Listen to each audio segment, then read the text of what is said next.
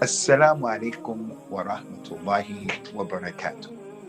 The Prophet sallallahu alaihi wasallam has told us in an authentic hadith, إنكم تدعون يوم القيامة بأسمائكم وأسماء آبائكم. Verily, you people will be summoned and you will be called Yawm al-Qiyamah by your names and by the names of your fathers. This hadith shows that it is a religious obligation upon the father and or the mother to give good, decent, wholesome Islamic names to their children, so that when they are called Yawm al-Qiyamah to be addressed by Allah, the Lord of all of the worlds, and the rest of the creation are listening and looking on, they won't be debased, they won't be embarrassed, and they won't be people who will regret the bad decision that their parents made in giving them names that were either impermissible or names that were disliked.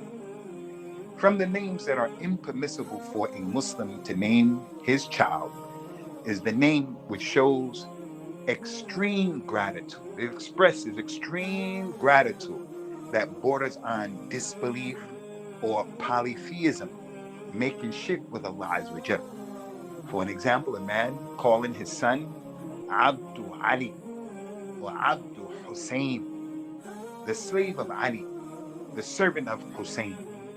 We have to be the slaves of Allah subhanahu wa ta'ala wahdahu la sharika lahu.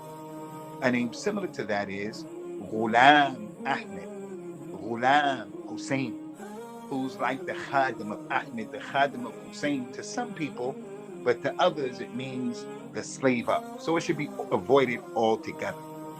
Another name or type of name that is not permissible and should be totally avoided is to name one's child after people who are tyrants or people who are disbelievers.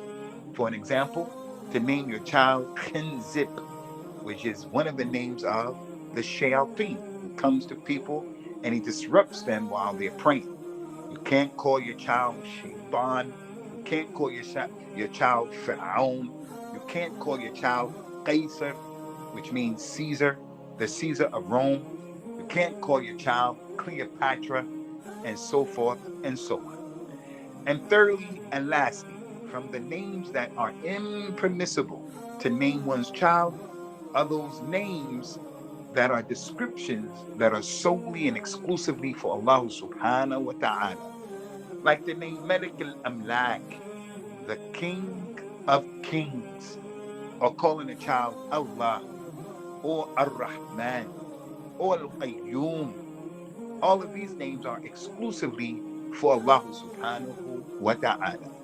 Remember, brothers and sisters, as the Prophet said, sallallahu alaihi wasallam, verily you people will be summoned and you will be called out Yawm al-Qiyamah by your names and the names of your fathers.